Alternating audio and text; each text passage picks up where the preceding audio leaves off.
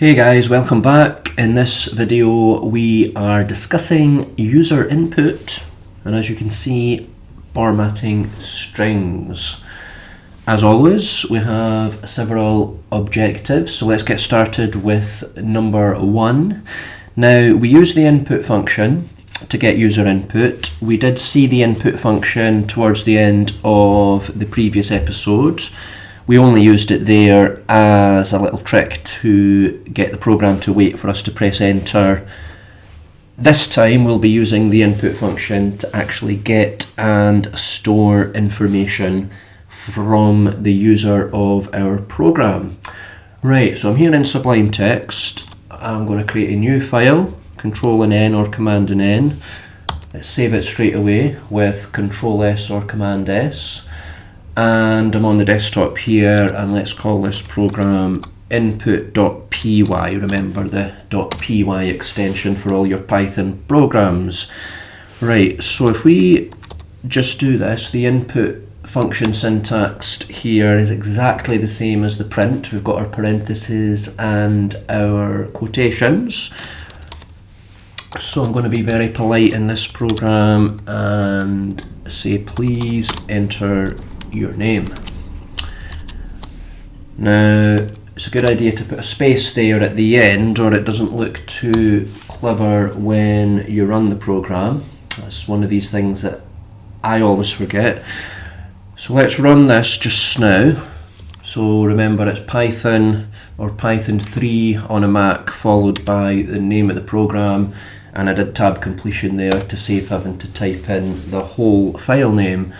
Right, so we get please enter your name, and it's going to wait for us to type something and hit enter. Then obviously nothing, because we're not doing anything with the input. So let's store that in a variable called name. So we just stick name equals in front of it there. Now let's capture another variable called age.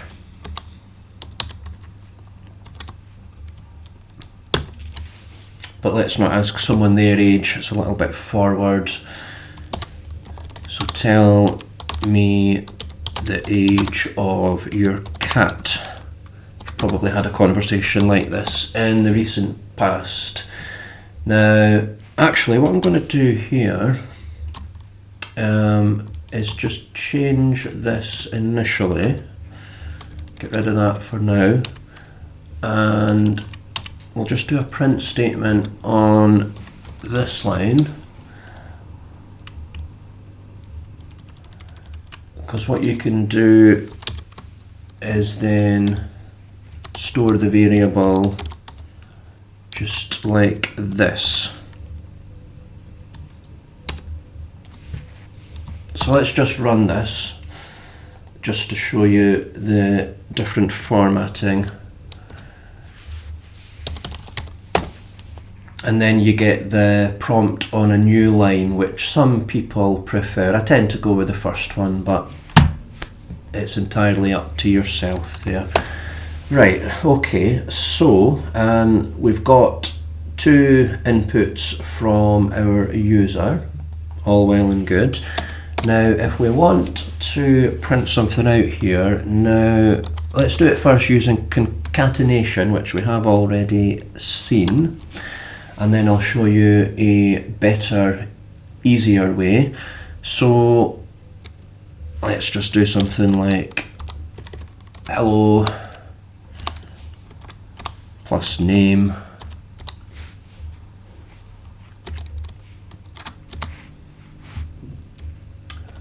plus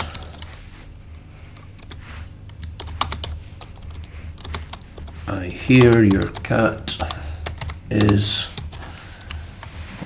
and then plus age.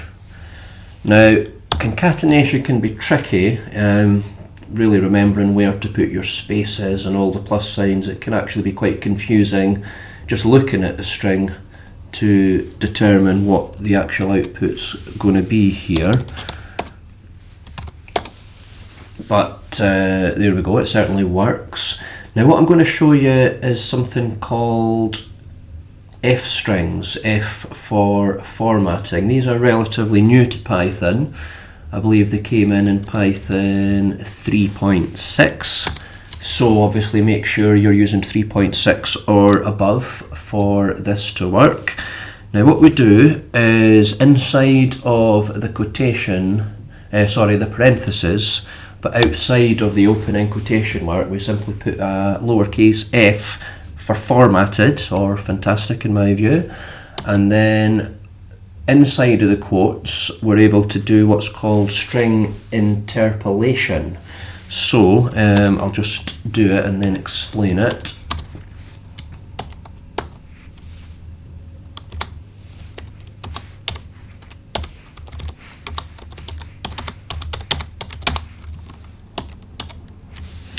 And whenever we want to interpolate something into the string, we put it inside these curly braces, which are available near the enter key on just about any keyboard. You have to press shift to get them. Right, so in here we want to put name, and in here we want to put age. And certainly without running the code, just looking at it on the screen, it is a lot easier to make out what's actually going on. Now I will just show you the older way of doing this. As I mentioned, F strings are only available in Python 3.6 or above. So the older way of doing this is you'd still have these curly brackets, but they would be blank. And then outside of the closing quotation mark, but inside of the closing parenthesis for the print function, we do dot format, and then we have a set of parentheses here, and then we just list what needs to be injected into the string in order. So it would be name, comma, age. Okay.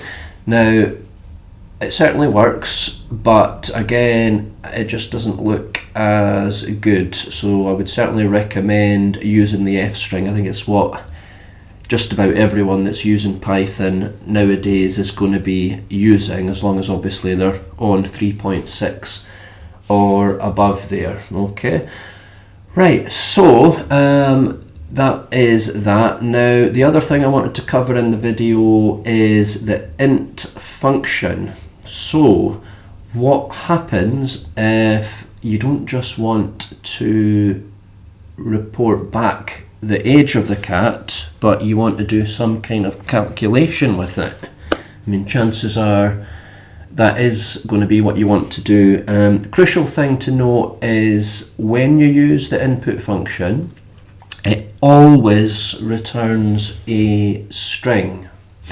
So if you wanted to, for example, do the age of the cat plus 2, that isn't going to work because, as we've seen previously, you can't add strings and integers together. Now I'm just going to go back first of all to the F string. I'm just doing Control and Z to undo previous changes, if you're wondering how I'm doing that. So we're back to the F string here. Now you can, in these curly brackets, you don't just have to put in the name of a variable. You can do expressions, you can do calculations. So what we're going to want to do is age plus 2, and let's just change this sentence so it makes a bit of sense. So we'll say in 2 years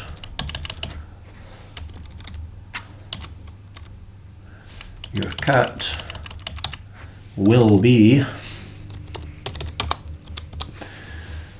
age plus 2. Now, as things stand, this isn't going to work because, as I say, we're going to get a string back from here, but let's just run that to show how that actually works out. Think of a different name and a different age. So as expected, we get the can only concatenate string to string and not int to string, which is what we're trying to do. So easy way around this is to use the int function. Now what we can do is just chain it together with the input here. So we do int in front, and that means we're going to need another closing parenthesis here.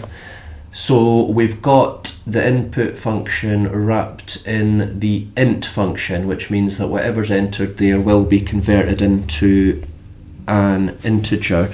Now you have to obviously be aware that if someone's using your program, they could type in anything like purple monkey jellyfish, and that couldn't be converted into an integer. But error handling is a wide topic, and we'll certainly be covering that.